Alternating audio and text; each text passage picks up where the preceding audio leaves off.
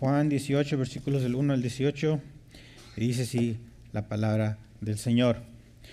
Después de decir esto, Jesús salió con sus discípulos al otro lado del torrente Cedrón, donde había un huerto en el cual entró él con sus discípulos.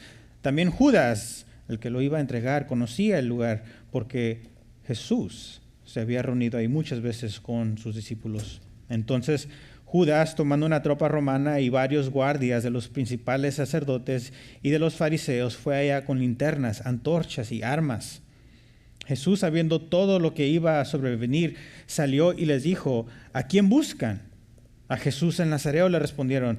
Él les dijo: yo soy. Y Judas, el que lo entregaba, estaba con ellos. Y cuando él les dijo: yo soy, retrocedieron y cayeron a tierra. Jesús entonces volvió a preguntarles: ¿a quién buscan? A Jesús el Nazareno, dijeron. Respondió Jesús: les he dicho que yo soy, por tanto, si me buscan a mí, dejen ir a estos. Así se cumplía la palabra que había dicho: de los que me distes, no perdí ninguno. Entonces Simón Pedro, que tenía una espada, la sacó e hirió al siervo del sumo sacerdote y le cortó la oreja derecha. El siervo se llamaba Malco. Jesús le dijo a Pedro: mete la espada en la vaina. La copa que el Padre me ha dado, ¿acaso no he de beberla? Entonces la tropa romana, el comandante y los guardias de los judíos prendieron a Jesús, lo ataron y lo llevaron primero ante Anás, porque era suegro de Caifás, que era sumo sacerdote de ese año. Caifás era el que había aconsejado a los judíos que convenía que un hombre muriera por el pueblo. Simón Pedro seguía a Jesús y también otro discípulo. Este discípulo era conocido del sumo sacerdote y entró con Jesús al patio del sumo sacerdote.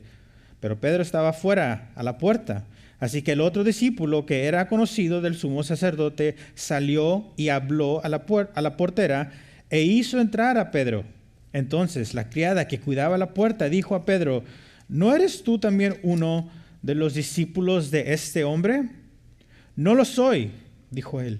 Los siervos y los guardias estaban de pie, calentándose junto a unas brasas que habían encendido porque hacía frío, pero Pedro también estaba con ellos, de pie, calentándose.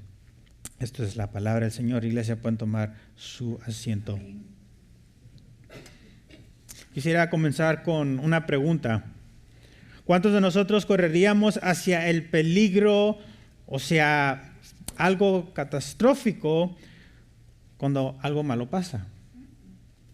Hay muy pocas personas que tienen realmente el valor de acercarse a algo terrible cuando ocurre algo malo. Por ejemplo, si hay un incendio, muchos de los que ven el incendio corren por el otro lado. Pero ¿quiénes van al incendio? Los bomberos, ¿verdad? O si hay un accidente, una situación de emergencia, vemos que van las ambulancias, van los médicos, policías. Son la gente que se acerca al peligro cuando los demás se alejan. Y a veces podemos adoptar una actitud como de ingratitud porque sabemos que hay aquellos que hacen eso. Ellos se arriesgan, dan su vida. Muchos los han perdido para que nosotros podamos tener seguridad y podamos vivir en paz. Vivimos confiados de que si algo llega a pasar, sabemos que alguien va a ir y va a encargarse de eso. We have people who deal with that. De la misma manera, al mirar la vida de Cristo, todo lo que sufrió por amor a los suyos, también corremos el riesgo, como acabo de decir, de volvernos incesables, un poco desagradecidos, porque sabemos como que Él fue el que fue a la cruz, Él fue el que carga nuestros pecados por nosotros, pues ya lo sé. Y tomamos a veces esa actitud. Pero si recuerdan lo que hemos venido estudiando a través del Evangelio de Juan, desde el capítulo 12 podemos ver que Jesús se retiró del ministerio público y empezó un nuevo ministerio, se puede decir, con sus discípulos. Ahora ya está más íntimamente con los discípulos. Él cena con ellos, si recuerdan cuando estudiamos, le lavó los pies y desde entonces empieza a prepararlos para su entrega, para el momento que va a llegar a la cruz. El capítulo 16, si recuerdan con el pastor Juan, terminó el capítulo diciendo, en el mundo tienen tribulación. Recuerdan, no decía tendrán, no tuvieron, presente. Hay tribulación, pero confíen, yo he vencido al mundo. Palabras que en este capítulo que vamos a estar viendo se pondrán en acción. El capítulo 17, Jesús eleva una oración gloriosa al Padre, lo vimos la semana pasada. Sabiendo que su hora ha llegado, Él empieza a interceder por los suyos para que el Padre los guarde mientras Él es entregado en malas manos. Y Cristo aquí dedicó ese tiempo a instruir, consolar, afirmar a sus discípulos, porque les está revelando que Él es Dios. Ahí viene todas estas cosas. Y alguien más que es omnisciente no puede saber todo esto. Y les demuestra que Él sabe todas las cosas. Ahora, al llegar a nuestro texto, vamos a ver cómo el buen pastor se va a entregar voluntariamente a manos de hombres malvados. Ahora su hora ha llegado. Pero vamos a ver que no va forzosamente a la cruz. Él va con paso firme, en obediencia, en amor por nosotros. Así que en nuestro tiempo he titulado el sermón, El arresto del Rey Soberano. El arresto del Rey Soberano, porque veremos que en realidad Dios, Cristo mismo, estaba en completo control de todo lo que estaba sucediendo. Es lo que significa la palabra soberano. Está por encima de todo. Y aun cuando todo parecía oscuro, desde una perspectiva humana, parecía que Cristo era como una víctima de la injusticia. Veremos cómo se cumple en sí, en este pasaje, las propias palabras, cuando Él dijo, si recuerdan en Juan 10, 17 al 18, cuando Él dijo, yo doy mi vida para tomarla de nuevo. Nadie me la quita, sino que yo la doy por mi propia voluntad. Por eso decía, Cristo no es una víctima de la injusticia. Esto es algo que Él está haciendo. Así que en nuestro texto vamos a ver 4 eventos de la soberanía de Dios. En nuestro primer punto vamos a ver que Él es soberano aún en la entrega voluntaria de Él mismo, del Rey. Lo vamos a ver del versículo 1 al 9. En el segundo punto vamos a ver la reacción equivocada de sus discípulos. Dios sigue siendo soberano aun cuando sus discípulos se equivocan. Vamos a ver el punto número 3, su entrega a un juicio injusto. Cuando lo entregan injustamente, Dios es soberano en eso. Y por último vamos a ver del versículos 15 al 18 la fe débil de los suyos. Y aún en nuestra fidelidad, aun cuando nosotros no somos fieles, podemos decir que Dios es soberano en esas cosas. Y mis hermanos, mi oración es que al considerar estas verdades podamos recordar que el mismo Dios que estuvo en control en esa noche oscura también está en control de nuestra vida presentemente. Nada escapa a su soberanía. Todo lo que llega a ti ha sido permitido por un Dios que todo lo sabe y todo lo ve, y que trabaja todas las cosas para el bien de los que le aman, como dice Romanos 8, 28. Así que si hoy estás enfrentando momentos difíciles, que este pasaje fortalezca tu fe. Que puedas recordar que en Cristo tenemos fuerza para resistir, para perseverar y decir con confianza, como el apóstol Pablo dijo, todo lo puedo en Cristo que me fortalece. Así que vayamos a nuestro primer punto. La entrega voluntaria del Rey. Vamos a ver cómo Jesús es soberano en su entrega. Versículos 1 y 2, léanlo de nuevo conmigo. Y después de decir esto, Jesús salió con sus discípulos al otro lado del torrente Cedrón, donde había un huerto en el cual entró Él con sus discípulos. También Judas, el que lo iba a entregar, conocía el lugar porque Jesús se había reunido ahí muchas veces con sus discípulos. Así que recordemos lo que está pasando aquí. Jesús acaba de terminar de celebrar la Pascua con sus discípulos. Estaba cenando, hacen la Pascua y luego de terminar todo eso, salen de la habitación de donde estaban y camina hacia este lugar que es un torrente Cedrón. Y tal vez te preguntes, ¿qué importancia tiene un Cedrón? O como yo cuando empecé a estudiar este texto, ¿qué es un Cedrón?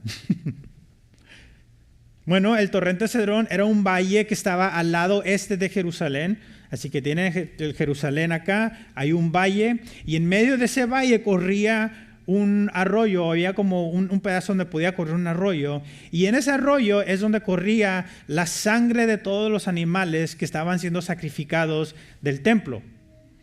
Se puede decir que por una nación tan grande como fue Jerusalén en ese tiempo, se dice que se mataron unos 250 mil millones, 250,000, un cuarto de un millón de animales en ese entonces. Imagínate la sangre que corría por ese arroyito. Entonces, quiero que imaginen eso. Él va de la habitación, va caminando hacia el torreón, y cuando va cruzando ese valle está el olor penetrante de la sangre. ¿Cuántos de ustedes han estado en un rancho? Cuando matan a las gallinas, a los chivos, a los cerditos, ¿cómo huele? Aun cuando te cortas también, el olor de sangre huele. Era un valle donde literalmente corría la muerte. Cada paso que Jesús hacía hacia ese lugar apuntaba simbólicamente a la muerte sangrienta que él mismo iba a pasar como el Cordero de Dios. Así que después de cruzar el Cedrón, llega un jardín. Este no era un jardín público. No es como que llega un parque público y ahí están todos reunidos. No, un jardín era un lugar privado. Entonces se podía creer que conocía a la persona que le permitió estar en ese jardín. Mira lo que dice Mateo 8:20. Mateo 8:20 dice: las zorras tienen madrigueñas y las aves del cielo nidos, pero el Hijo del Hombre no tiene dónde recostar la cabeza. Cuando terminó todo lo que fue la Pascua, podemos creer que mucha gente se fue a su casa. Pero ¿qué dice Cristo? No tengo dónde recostar. Yo no tengo un hogar, porque en sí su propósito no era la comodidad. Su propósito era la cruz, y aún le presentan ese jardín para que haga sus oraciones, para que medite, para que pase el tiempo con sus discípulos. Y ahora, en estos momentos finales, en el jardín, según versículo 2, que frecuentaba con sus discípulos, llega entonces el traidor. Y si recuerdan traidor, podemos ver que Jesús estaba soberano sobre eso también. En Juan, capítulo 13, versículo 27, ve a Judas y le dice: lo que vas a hacer, hazlo pronto. La traición no le vino a Jesús como una sorpresa, era el plan de Dios. Así que Dios no huye, no se oculta, sino que se expone voluntariamente a la gente que va a venir por él. Veamos el versículo 3. Entonces Judas, tomando la tropa romana y varios guardias de los principales sacerdotes y los fariseos, fue allá con linternas, antorchas y armas. Aquí vemos cuán profundo es el pecado en el corazón humano. Jesús nunca fue un hombre violento, y sin embargo lo traen con una multitud, con una tropa de romanos. Jesús era manso, era humilde. Incluso con aquellos que eligió como discípulos, fueron gente humilde. Y ahora Judas aparece con una tropa romana, con guardias del templo, como si vinieran a arrestar un criminal peligroso, un líder revolucionario. Esto fue el efecto del mensaje de Cristo. El mensaje de Cristo fue el Evangelio. El Evangelio provocó tal oposición que los líderes religiosos romanos vinieron con linternas, antorchas y armas contra el príncipe de paz. ¡Qué ironía! ¡Qué ironía! ¡Qué locura! ¿Cómo que vas a llegar con antorchas queriendo echarle luz a aquel que es luz? Es como agarrar una lámpara y tratar de echarle la luz al sol. No, no se puede. Esto me recuerda a Salmos capítulo 2, versículos del 1 al 4. Salmos 2 dice: ¿por qué se sublevan las naciones y los pueblos traman con cosas vanas? Y se levantan los reyes de la tierra y los gobernantes traman, unidos contra el Señor y contra su ungido, diciendo: rompamos sus cadenas y echemos de nosotros sus cuerdas. Pero veremos en unos minutos cómo Cristo reacciona ante el ejército, porque mira lo que dice el versículo 4 del Salmos 2. El que se sienta como rey en los cielos se ríe. El Señor se burla de ellos. Y vamos a ver más adelante cómo esto se lleva a cabo. El Evangelio de Juan nos vuelve a mostrar con claridad la soberanía de Cristo. El versículo 4 del capítulo 18 de Juan, leemos que Jesús sabía todo lo que iba a suceder. Y aún así, noten las palabras. Veamos el versículo 4 de nuestro texto. Jesús, sabiendo todo lo que iba a sobrevenir, ahí nos dice, ¿qué pasa? ¿Se escondió? ¿Qué hizo? Salió. Es voluntario, se expuso y les dijo: ¿a quién buscan? Hermanos, recordemos, Cristo no es una víctima de la injusticia. No es: ay, pobre Cristo, mira cómo lo tratan. Ay, pobrecito. No, hermanos. Lo que parece mera injusticia para nosotros es el plan absoluto de Dios, que utilizó la traición de Judas para llevar a cabo el plan de redención. Y aunque conoce perfectamente lo que iba a venir, Él da ese paso hacia adelante y sale voluntariamente al encuentro de aquellos que vienen a arrestarlo. Nos podemos comparar como nosotros. Tal vez tú y yo hubiéramos corrido en esa situación. Habríamos huido por nuestras vidas. Tal vez nosotros no hubiéramos dado ese paso, pero Cristo, con un propósito eterno, con un propósito de redención, lleno de amor por los suyos, da un paso firme. Es que ese grupo armado se expone y les pregunta: ¿a quién buscan?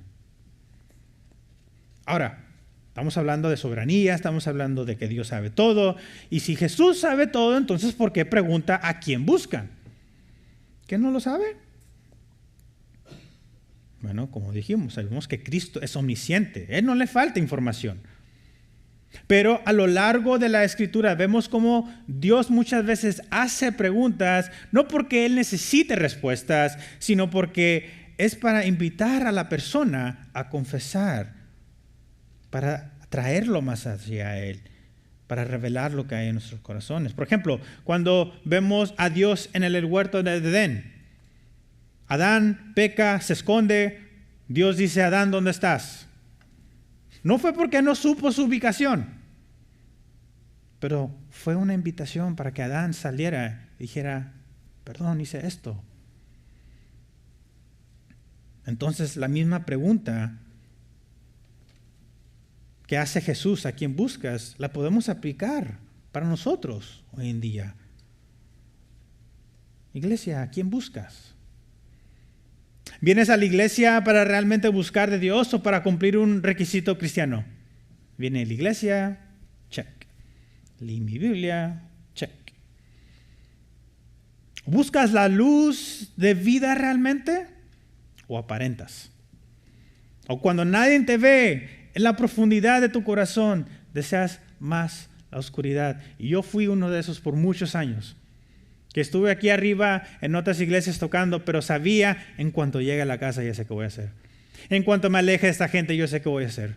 En cuanto nadie me esté viendo, yo sé lo que voy a hacer. Muchas veces aparenteamos, pero en nuestro corazón hay más oscuridad. El llamado de Cristo es abierto y claro para todo aquel que se arrepiente. Así que, iglesia, si tú eres uno de ellos que aguarda, renuncia a tu pecado, renuncia a tu orgullo, renuncia a que todo tiene que ser a tu manera. Que Dios se conforme a tu parecer en vez de que tú te conformes a su parecer. Viene a los pies de Cristo y dile: Señor, te busco a ti, te necesito a ti. Ahora, notemos la ironía de la multitud. Este gran grupo viene con armas a prender a un solo hombre. Y me imagino que cuando ven a Cristo llegan y dicen, ¿en serio tanto para Él? ¿Armas, antorchas para Él? Realmente el grupo no conocía a Cristo. No llegaron y tal vez se quedaron asombrados de que nomás era una persona con gente alrededor de él, pero la palabra nos dice que Judas tuvo que señalarlo con un beso. Por eso sabemos que el grupo no sabía por quién iba. Vean Mateo 26, 47 al 48, nos da más contexto de lo que está pasando aquí. Es otra vista. Dice, Judas, uno de los 12, llegó acompañado de una gran multitud, con espadas y palos, y parte de los principales sacerdotes. El que lo entregaba les había dado una señal, hablando de Judas, diciendo, el que yo bese, él es. No lo pueden prender. Entonces, el grupo no sabía quién era Jesús. Tenían que depender de Judas para que aquel que le diera la señal lo agarraran. Entonces, la pregunta que Cristo hace es como decir, ¿por qué están todos aquí a esta hora de la noche? ¿Que no tienen que estar dormidos? Y está revelando el pecado de ellos, que no podían esperar hasta el día siguiente. Tuvo que pasar a medianoche, aun cuando realmente no debería estar pasando esto. Es cuando viene todo este grupo tras Jesús. Pero él sabe bien qué es lo que querían. Regresando a nuestro texto en el capítulo 18 de Juan, versículos 5 y 6. Continuamos viendo. Ellos responden a Jesús, el Nazareno. Él les dijo, yo soy. Y Judas, el que lo entregaba, estaba con ellos, con el grupo. Y cuando él les dijo, yo soy, retrocedieron y cayeron en tierra. Imagínate por un segundo esta escena. Este gran grupo armados, llega con linternas, antorchas, con armas, como vimos en Mateo, con palos. Estaban listos para pelear. Esperan tal vez encontrarse a un hombre rebelde, un fugitivo temeroso, porque con el hecho que tengan linternas a medianoche es porque vamos a buscar se nos puede ir corriendo y necesitamos ver. Pero en lugar de eso, Cristo se afrenta a ellos, se adelanta, toma un paso hacia frente y responde, yo soy. Y como saben, el yo soy es el ego eimi, lo vemos en el griego, lo hemos repetido muchas veces aquí, el mismo nombre que Dios declara en Éxodo, quién es Él. Y cuando dice yo soy, hay un poder sobrenatural que emana de esas palabras y hace a la multitud caer en humillación. Ahora, esto no es como las prácticas que a veces vemos en la iglesia, ¿no? Donde están tocando así, ay, nos caemos. No, esto es un caer de tú caes porque caes. Arrodíllate, yo soy Dios, yo soy por encima de ti. Podemos decir que cuando Él dijo, yo soy, por un momento fue una manifestación de su gloria divina y reveló brevemente quién fue Él delante de toda esta gente. Porque aunque vino como cordero manso, Él es el Señor soberano que tiene toda autoridad y sigue teniendo toda autoridad el día de hoy.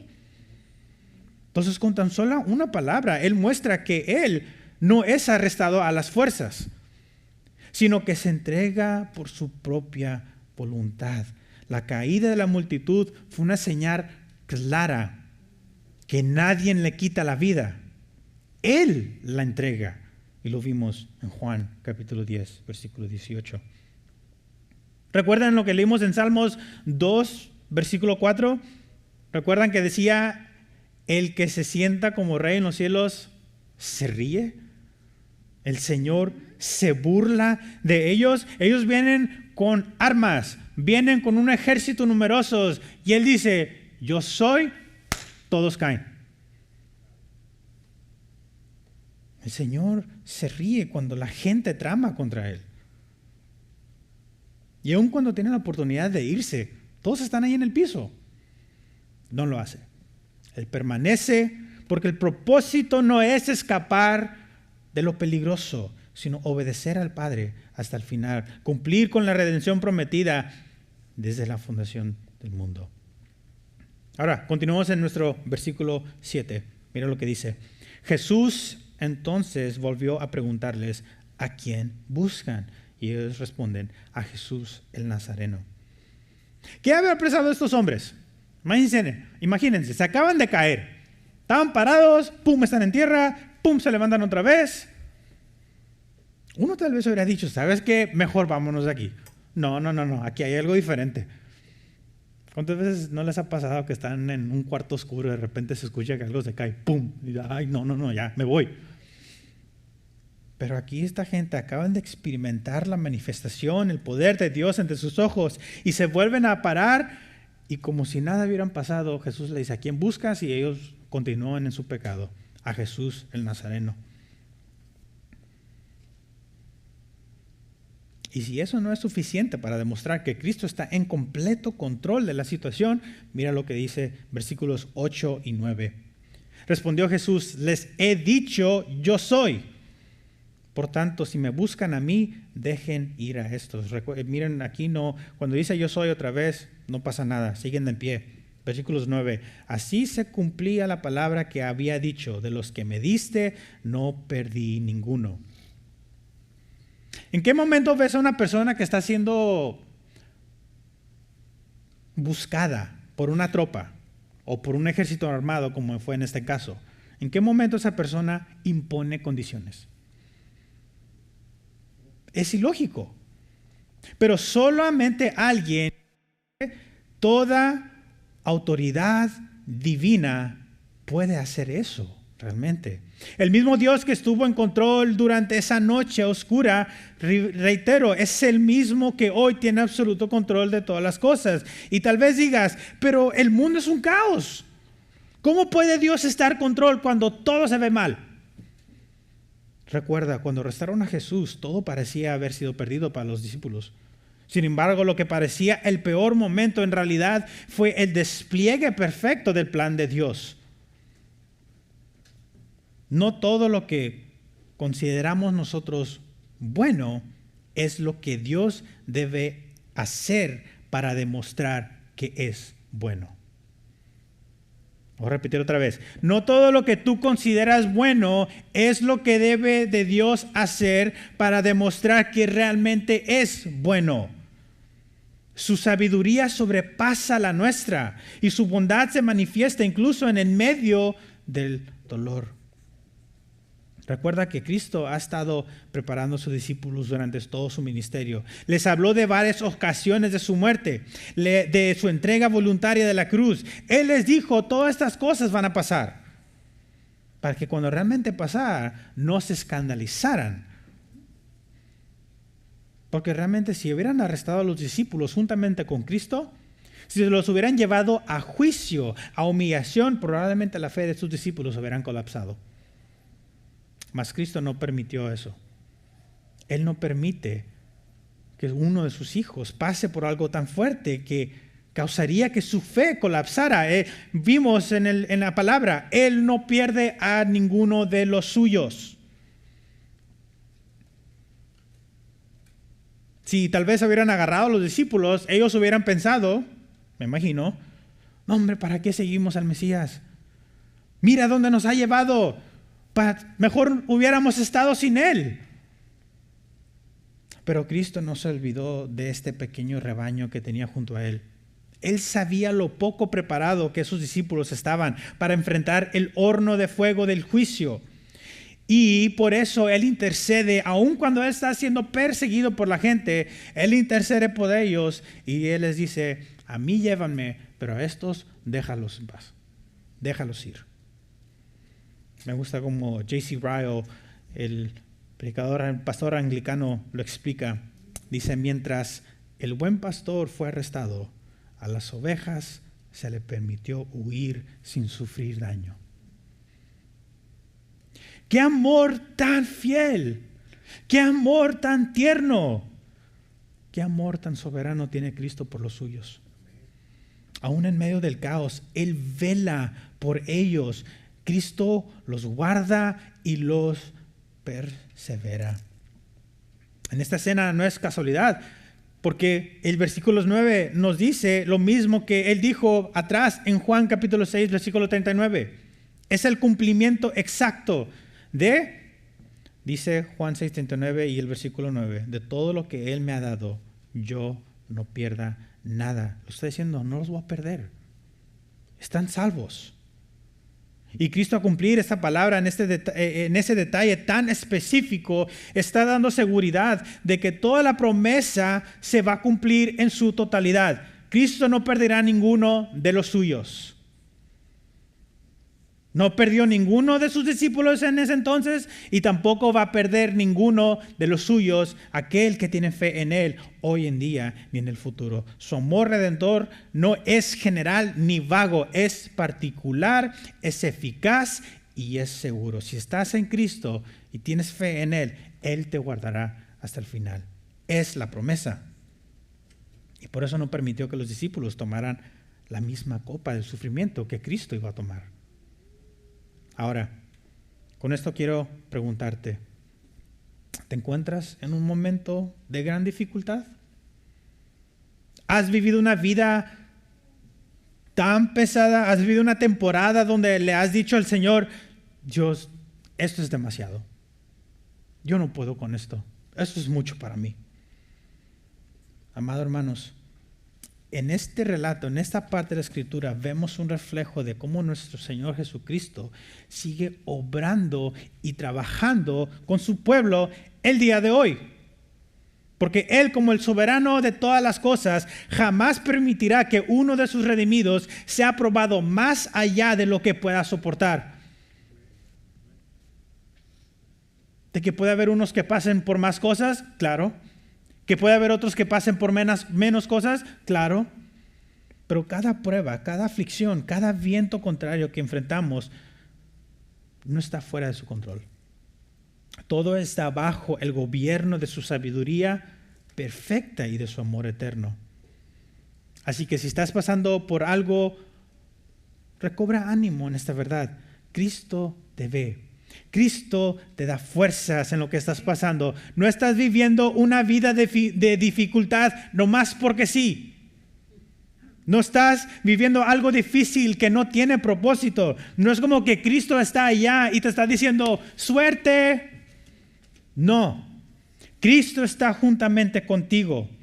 Nada sucede por accidente en la vida del creyente. Cada detalle ha sido medido por la mano fiel del gran médico del alma. Y si algo ha sido permitido en tu vida es porque tiene un propósito eterno que no va a fallar. Tristemente nos enfocamos que tiene que ser aquí. Todo tiene que ser aquí. No, quiero que me vaya bien aquí.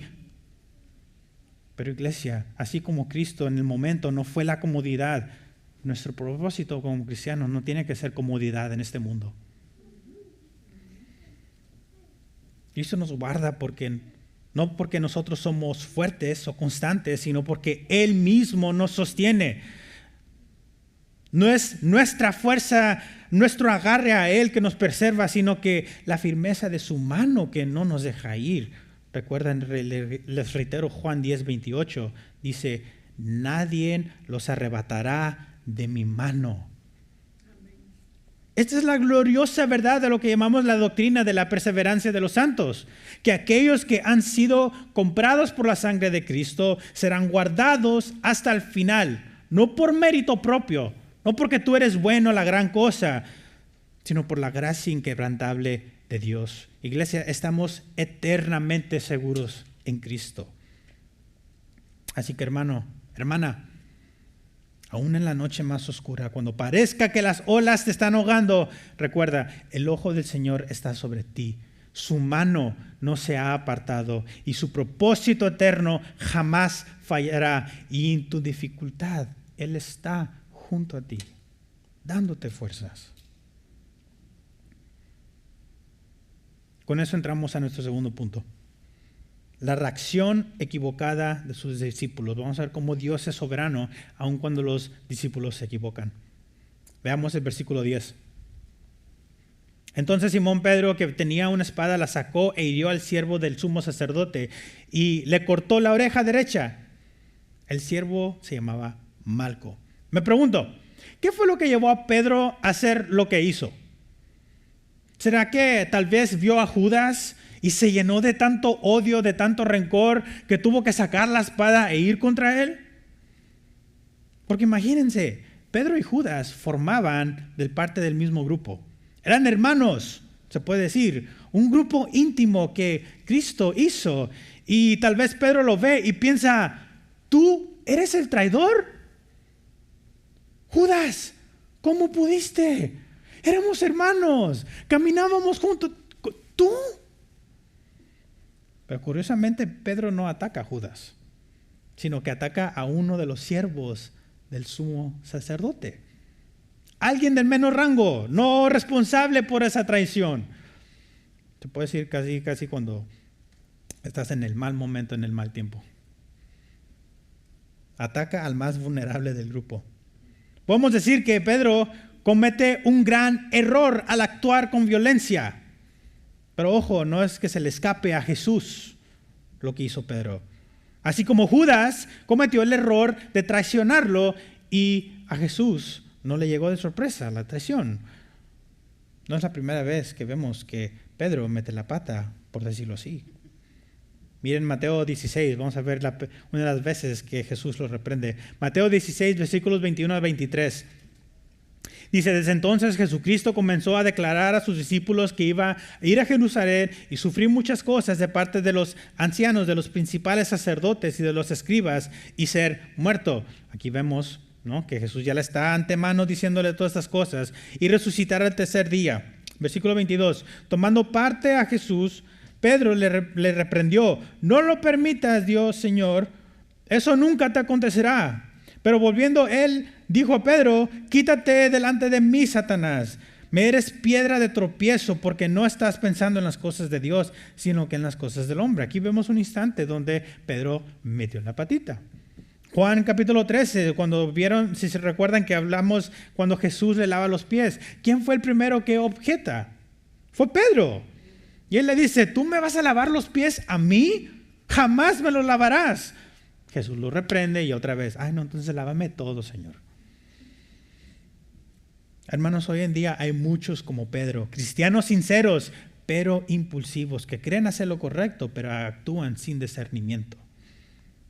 En lugar de detenerse, en lugar de orar, en lugar de pensar y esperar en Dios, se adelantan a su voluntad. Me gusta cómo el comentarista puritano Matthew Henry escribe sobre esta parte. Él dice, él, hablando de Pedro, no tenía autorización de su maestro para hacer lo que hizo. Los soldados de Cristo, al igual, deben esperar la orden del comandante y no adelantarse a ella. Antes de exponerse al sufrimiento, deben asegurarse no solo de que su causa sea justa, sino que su llamado sea claro.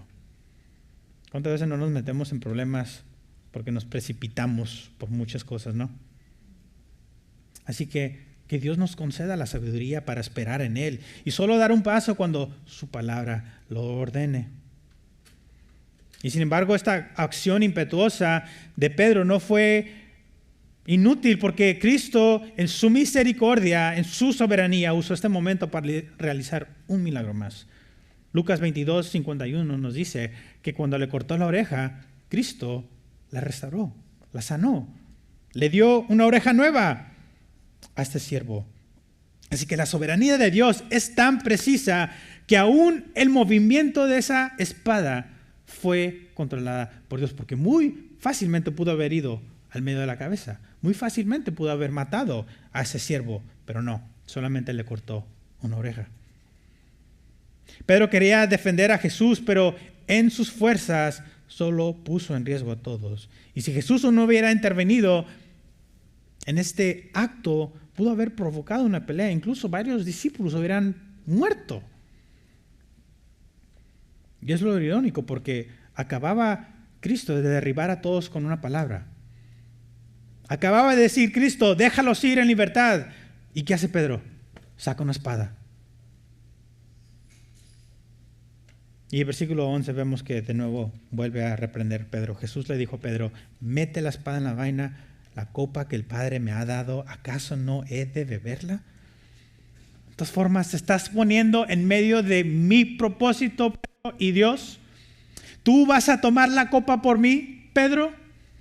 No, Cristo la va a tomar. Y aquí vemos una gloriosa verdad, la obediencia activa de Cristo. Reitero, vamos que diciendo una y otra vez, Cristo no fue a la cruz por obligación, no fue obligado a sufrir porque Él no quería. Él fue voluntariamente. Jesús sabía exactamente lo que implicaba esa copa, la copa de la ira de Dios.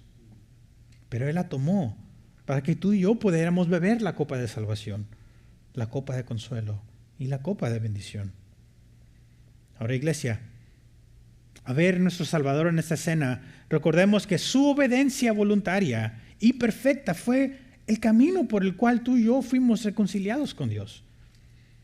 Si Cristo confió en su Padre, en la voluntad de su Padre en el peor momento, ¿cómo nosotros nos vamos a confiar en Él cuando las cosas se ponen terribles en nuestras vidas? Hagamos lo mismo.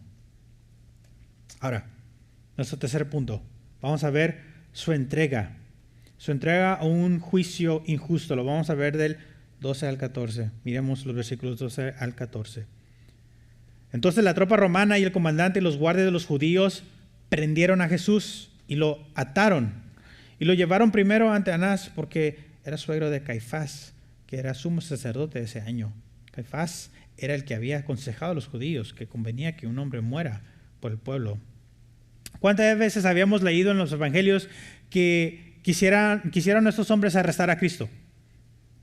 Pero cada uno de esos momentos veíamos que aún no era la hora. Querían agarrarlo y la Biblia dice no era su hora y Jesús escapaba. Pero ahora el momento ha llegado. Lo que Dios antes no permitía que los hombres pusieran manos sobre Cristo, ahora el Creador del universo es atado y tiene la aprobación del Padre. El texto nos dice que algunos hombres tomaron posesión de Cristo y la verdad no creo que lo hicieron con delicadeza, sino con violencia, con desprecio, casi con una actitud de que al fin te tenemos. Lo ataron no por necesidad, porque Él realmente no ofreció resistencia, sino por crueldad, como si se tratara de un criminal peligroso. Porque recuerdas las palabras del profeta Isaías en Isaías 53, capítulo 7, como cordero fue llevado al matadero, y como oveja delante de sus trasquiladores enmudeció y no abrió su boca. Así fue llevado nuestro Señor, atado, entregado ante un juez injusto. Hombres corruptos, dominados por su pecado, que antes de que vieran quién era, antes de que lo vieran, ya tenían un veredicto que decía, conviene que éste muera por el bien del pueblo. Así tan mal era el corazón de ellos. Así que, hermanos, antes de que los soldados ataran a Jesús con sogas, es bello recordar que Él ya sí mismo se había atado voluntariamente como obrador y mediador por nosotros. No fueron las cuerdas romanas ni la maldad de sus enemigos que los sostuvo. Fue su amor por los suyos y su obediencia al Padre lo que lo llevó a entregar su vida. Porque como vimos en Juan 10:18, dice, nadie me quita la vida, sino que yo la doy de mi propia voluntad. La Escritura nos enseña que el pecado nos ata. La culpabilidad nos ata al juicio de Dios. La corrupción nos ata al poder de Satanás. Pero Cristo, quien fue hecho pecado por nosotros, como dice 2 Corintios 5:21, aceptó ser atado en nuestro lugar para librarnos nosotros de esas cadenas. Y gloria a Dios por eso. Fue atado para que tú seas liberado. Así que, iglesia, al ver a Cristo atado, recordemos que su prisión fue nuestra redención. Su sumisión fue nuestra libertad. Y por eso con gozo podemos declarar, como dice Juan 8:36, si el Hijo los hace libre, ustedes serán verdaderamente libres. Por último, punto número 4, la fe débil de los suyos. Cómo Dios es soberano en la debilidad de los suyos. Vean versículos 15 al 18. Simón Pedro seguía a Jesús y también otro discípulo. Este discípulo era conocido del sumo sacerdote y entró con Jesús al patio del sumo sacerdote. Pero Pedro estaba fuera a la puerta. Así que el otro discípulo, que era conocido del sumo sacerdote, salió y habló a la portera e hizo entrar a Pedro. Entonces la criada que cuidaba la puerta dijo a Pedro: ¿no eres tú también uno de los discípulos de este hombre? No lo soy, dijo él. Los siervos y los guardias estaban de pie calentándose junto a unas brasas que había encendido porque hacía frío, pero Pedro también estaba con ellos de pie calentándose.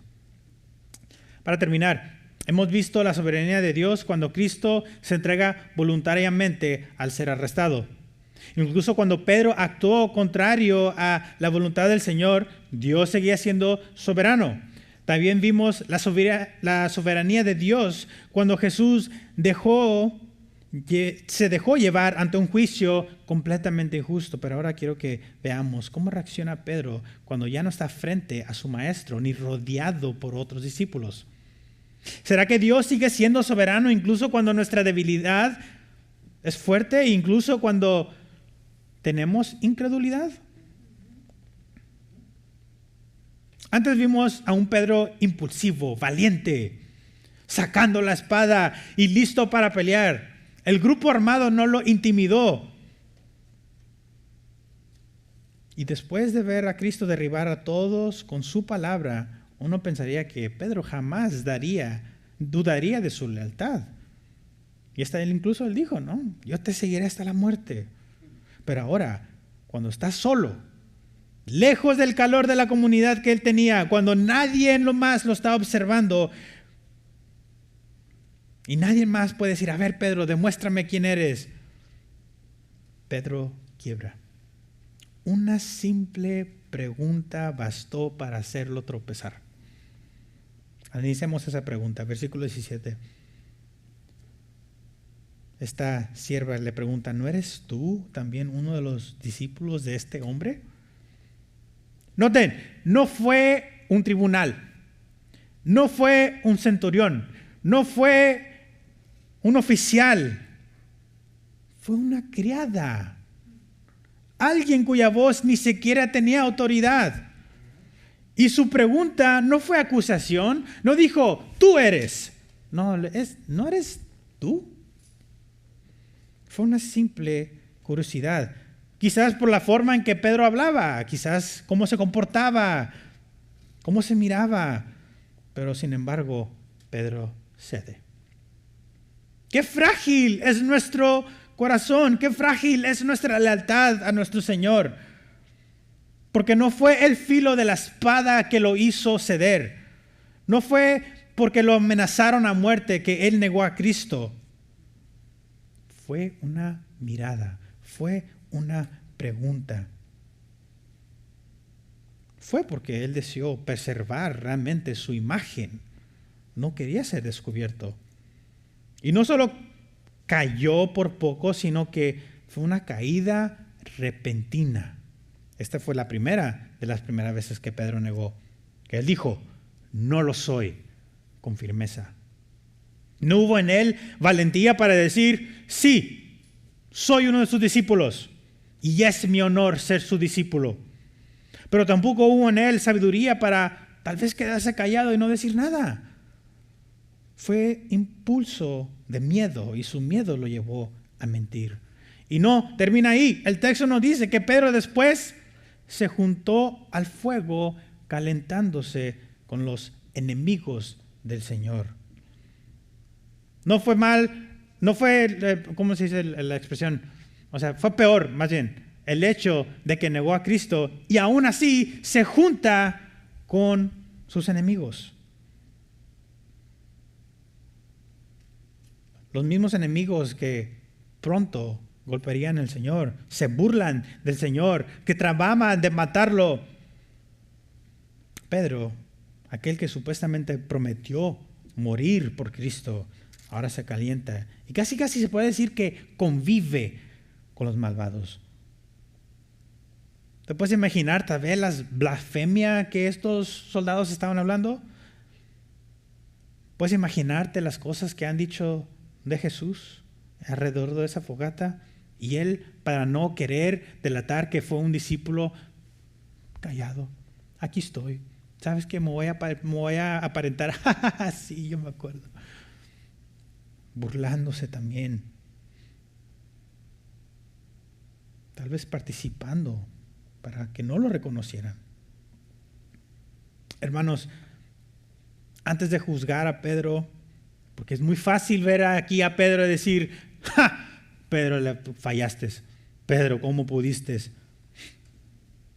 Debemos examinarnos y decir, ¿cuántas veces tú has hecho lo mismo? ¿Cuántas veces tú has negado a Dios? O tal vez lo estás negando ahorita mismo. Tal vez no lo niegas con palabras, tal vez no dices, no, yo no creo en Dios, pero lo haces con tus acciones, con tu silencio, con tu vergüenza, con tu indiferencia, con tu cobardía, cuando ocultas en el trabajo que tienes fe, cuando ocultas el querer orar públicamente por miedo de a qué dirán, cuando te avergüenzas de identificarte con la cruz. ¿Estás negando a Dios? ¿Te da vergüenza? Y si lo haces, lamento decirte que estás viviendo en pecado. Asistir a la iglesia, participar en actividades cristianas o conocer aún la doctrina correcta no te libra de la culpa del pecado. Puedes aparentar ser un discípulo, así como lo hizo Judas, pero si en tu corazón abrazas el pecado, vives en una ilusión. La hipocresía no engaña a Dios. Puedes engañar a todos los que te rodean, pero llegará el momento en que, como Pedro, cuando estás solo, tu verdadero corazón será expuesto. No puedes engañar al Dios omnisciente. Por eso, aprovecha la paciencia que Él muestra hoy y arrepiéntate. Búscalo mientras puede ser hallado, dice la palabra. Y si estás en Cristo y tambaleas con el pecado, también hay gracia para ti. Gracia y perdón que cubre multitudes de pecado. Esa no es nuestra esperanza, iglesia, que aunque nosotros muchas veces les fallamos a Él, Él jamás nos fallará. Así que para terminar, iglesia, al mirar a Cristo en este pasaje, vemos mucho más que un hombre siendo arrestado. Vemos al Hijo de Dios entregándose voluntariamente. Vemos al buen pastor protegiendo sus ovejas. Vemos al mediador fiel bebiendo la copa del juicio por amor al pueblo. Vemos a nuestro Salvador caminando hacia la cruz con firmeza, aún sabiendo el dolor que le esperaba. Y si Él fue en ese momento tan oscuro, si no retrocedió cuando todo parecía haber sido perdido, podemos confiar que Él también será fiel en nuestra vida en estos momentos, en los momentos más oscuros que nosotros estamos viviendo. Y tal vez hoy, como había dicho, te enfrentas a una dura prueba. Tal vez hay confusión, hay temor, hay debilidad en tu corazón y en tu mente. Pero este pasaje nos recuerda que Cristo no abandona a los suyos. Él intercede por ti, Él te guardará, Él sabe lo que necesitas aún antes que tú se lo pidas. La cruz no fue el fin, fue el inicio de nuestra esperanza. Y así como Cristo venció, tú también puedes vencer en Él. Él es tu fortaleza cuando no puedes mal. Él es tu refugio cuando todo parece demorarse. Él es tu paz cuando el alma se turba. Y quiero terminar recordándoles el canto que cantamos aquí con mucho cariño. El himno que cantamos, Él me sostendrá. Si recuerdan el primer verso, dice, si mi fe ha de caer, Él me sostendrá. En la tentación yo sé, Él me sostendrá. No podría estar yo de pie en la oscuridad. No es por mis propias fuerzas, pues mi amor es muy frágil. Él me sostendrá. Y cantamos todos juntos en el coro, Él me sostendrá, Él me sostendrá. Y decimos la razón por qué es que me ama tanto el Salvador. Él me sostendrá. Así que iglesia, levanta tus ojos, Aférrate a Cristo, porque Él mismo, el mismo que fue entregado por ti, aún vive para fortalecerte. Oremos. Padre, te alabamos, porque eres el Dios soberano que podemos descansar, confiar. Hoy en día hay tanta locura que está pasando en el mundo. Pero así como todo se miraba oscuro en tu arresto, tú querías que tus discípulos confiaran en ti. Tú les decías que en el mundo va a haber tribulación, pero que confiemos porque tú has vencido. Danos esa seguridad que tú estás en control de todo, aun cuando se ve mal las cosas.